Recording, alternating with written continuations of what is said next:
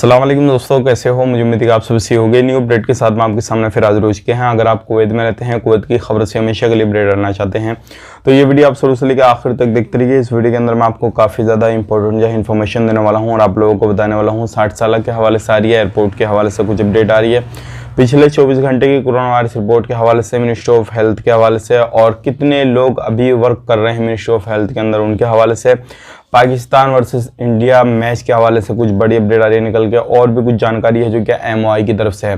तो शुरू से लेकर आखिर तक वीडियो में इंशाल्लाह बने रहेंगे तो आपको पूरी जानकारी हो जाएगी, और जो भी चीज़ है इंशाल्लाह मैं आपको इस वीडियो के अंदर क्लियर करने वाला हूं। तो शुरू से लेकर आखिर तक वीडियो ज़रूर देखिए। लेकिन उससे पहले मैं आपको बता देता हूँ, चैनल हमारा पहली बार देख रहे हैं, चैनल को सब्सक्राइब करें और साथ ही साथ बेल आइकन जरूर प्रेस कर दें ताकि हमेशा आपको इसी तरीके से अपडेट मिलते रहे और आप हमेशा हमारे साथ में जुड़े रहें। तो सबसे पहली अपडेट की तरफ बढ़ते हैं, जो बड़ी अपडेट आ रही है निकल के, जिससे कि आपको मालूम है कल की डेट में इंडिया और पाकिस्तान का एक मैच था जिसमें कि इंडिया हार चुकी है और पाकिस्तान 10 विकेट से मैच को जीत चुका है। तो ये एक बड़ी अपडेट थी जो कि जानकारी मैंने आप तक शेयर कर दी। अब बात कर लेते हैं यहाँ पे अगली अपडेट की तरफ। जो अगली अपडेट आ रही है लेकिन उल्लंघन को लेकर आ रही है। 475 जो है उल्लंघन वगैरह दर्ज किए गए हैं, जिसमें के लोग भी 475 जो है गिरफ्तार किए गए हैं, और ये वो लोग हैं जो ट्रैफिक डिपार्टमेंट में किसी भी तरीके से उल्लंघन वगैरह कर रहे थे या किसी भी तरीके से जो बिना लाइसेंस के गाड़ी वगैरह चला रहे थे। तो अगर आप कहीं पर भी कुछ भी काम काज इस तरीके का करते हैं, गाड़ी वगैरह चलाते हैं या इस तरीके से कोई भी फील्ड में काम करते हैं और आप सोचते हैं थोड़ी सी दूर गाड़ी चलानी है, चला लेते हैं, कोई परेशानी नहीं है, और उसी वक्त आपको पुलिस वाले पकड़ लेते हैं, किसी भी तरीके से मिनिस्ट्री वाले पकड़ लेते हैं, तो आपको आपके देश डिपोर्ट कर दिया जाएगा। तो इन चीज़ों का ध्यान रखें, छोटी मोटी गलती बिल्कुल ना करें, आप इग्नोर करते हैं इन चीज़ों को और यही चीज़ें आपको काफ़ी ज़्यादा महंगी पड़ जाती हैं।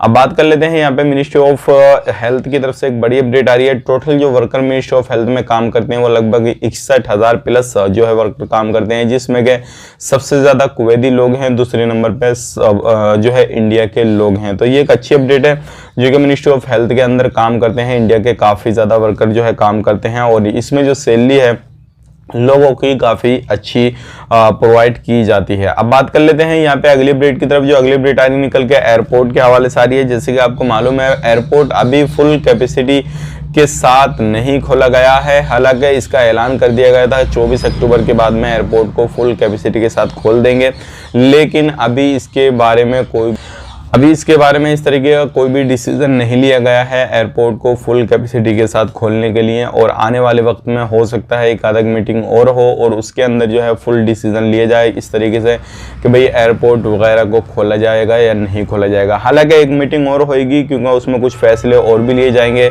जैसे कि 60 साल के हवाले से है और भी कुछ बड़ी अपडेट हैं, इनके हवाले से कुछ अपडेट जो आ रही है निकल के वो भी लिए जाएगी। लेकिन हालांकि अभी अपडेट की तरफ बढ़ते हैं हम, तो अभी फुल कैपेसिटी के साथ एयरपोर्ट को ओपन नहीं किया गया है और आने वाले वक्त में ऐसे ही कुछ अपडेट आएगा तो वो भी हम आप तक शेयर जरूर कर देंगे।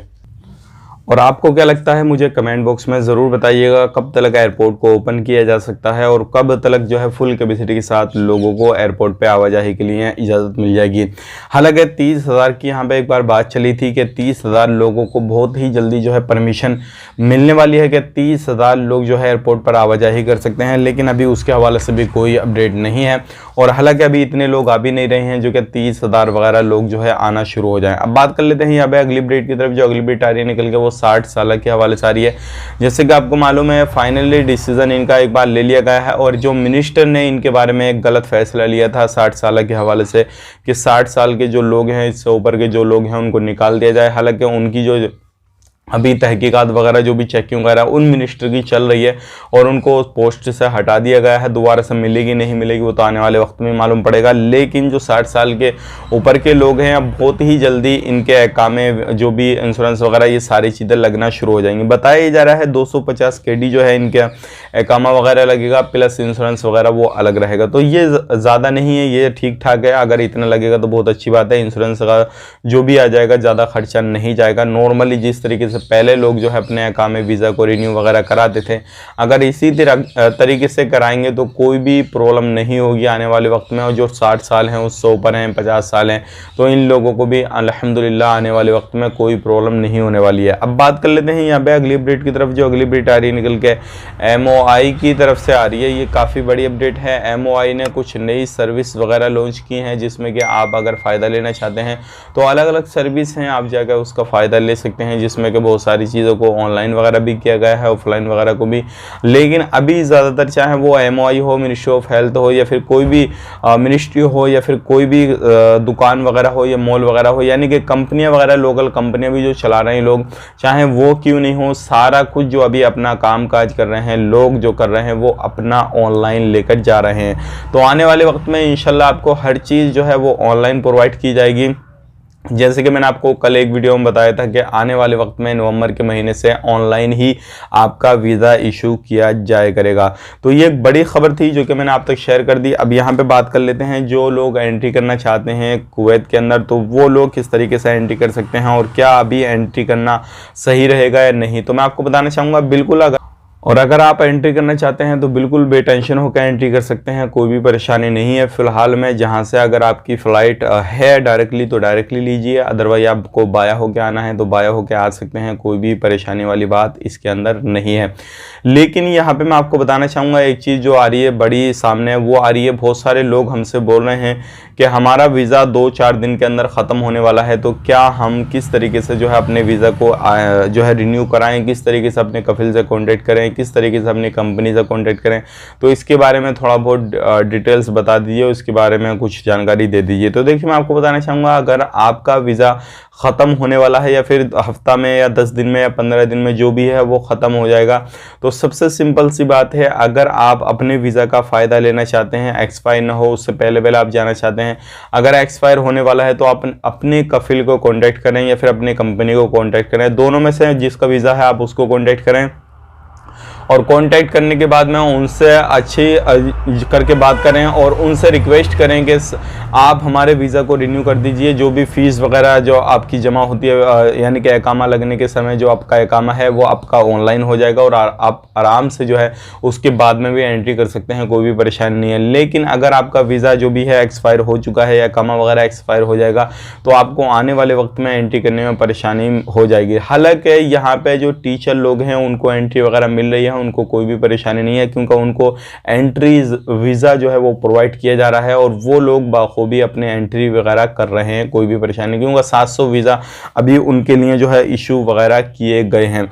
अब बात कर लेते हैं यहाँ पे पिछले 24 घंटे कोरोना वायरस रिपोर्ट के बारे में। एक बंदे की मौत हुई है, टोटल मौत हो चुकी है 2461 की, 21 नए केसेस आए हैं। अल्हम्दुलिल्लाह आने वाले वक्त में और भी ये कम हो जाएंगे। 4,12,527 टोटल केसेस हैं, 30 की रिकवरी की गई है, टोटल रिकवरी हो चुकी है 4,09,598 की, 21,119 जो है टेस्टिंग हो चुकी है, टोटल टेस्टिंग हो चुकी है 47,04,177। 5 केस अभी भी ICU में हैं और टोटल जो केसेस एक्टिव हैं वो हैं 468। और अगर आपको कोरोना से रिलेटेड कोई भी इंफॉर्मेशन वगैरह चाहिए, लेनी देनी है जो भी है, तो 151 पे कॉल कर इंफॉर्मेशन वगैरह ले दे सकते हैं। अब यहाँ पे बात कर लेते हैं जो लोग अपना किसी भी तरीके से वैक्सीनेशन सर्टिफिकेट आपने नहीं अपलोड किया है मिनिस्ट्री ऑफ हेल्थ की वेबसाइट पे, तो ज़रूर अपना दोनों वैक्सीनेशन सर्टिफिकेट जो है अपलोड कर दीजिए। तभी आपको जब आगे से सिग्नल मिल जाएगा, ग्रीन शो हो जाएगा, तभी आपको एंट्री करने के लिए दिया जाएगा। अदरवाइज आप किसी भी तरीके से अपलोड नहीं करते हैं और आप सोचते हैं इसी तरीके से हम चले जाएंगे तो कोई परेशानी नहीं होगी, तो आपको बड़ी परेशानी आ सकती है। तो इस चीज़ का ध्यान रखें। जो भी डिटेल्स थी वो मैंने आप तक शेयर कर दी, एयरपोर्ट के हवाले से, वीज़ा के हवाले से। आने वाले वक्त में इंशाल्लाह नवंबर के महीने में बहुत सारे बड़े बड़े फैसले लिए जा सकते हैं, जैसे कि लाइक एयरपोर्ट ओपन के हवाले से, वीज़ा ओपन के हवाले से, ऑनलाइन वीज़ा के हवाले से, और जो 60 साल हैं उनके हवाले से आने वाले वक्त में जैसे ही मीटिंग होगी तो उसमें फैसले लिए जाएंगे, हम आप तक वो भी शेयर कर देंगे। तो उम्मीद करता हूँ वीडियो पसंद आएगा, पसंद आए तो लाइक करें, शेयर करें, चैनल पर हमारे पहली बार आए चैनल को सब्सक्राइब करें। और सऊदी अरब की बड़ी अपडेट आ रही है जो कि वीज़ा के हवाले से बिल्कुल फ्री ऑफ कॉस्ट बढ़ाया गया है, तो उसका लिंक मैं आपको डिस्क्रिप्शन में प्रोवाइड कर रहा हूँ। ज़रूर जो है डिस्क्रिप्शन में एक लिंक मिलेगा आपको वीडियो का, वो वीडियो देखें। और आप अगर सऊदी में रहते हैं या फिर सऊदी में जाना चाहते हैं या फिर आपके रिलेशन में कोई भी सऊदी में रहता है तो उन तक वो वीडियो भी ज़रूर भेजें ताकि उनको मालूम हो जाए और क्या फ़ायदा है अभी सऊदी वालों के लिए, क्या फ़ायदा नहीं है। चैनल को सब्सक्राइब भी ज़रूर करें, फेसबुक पेज पर देख रहे हैं फेसबुक पेज को भी फॉलो कर लें। आप अपना ख्याल रखें, अपनी फैमिली वालों का ख्याल रखें। Take care, bye bye.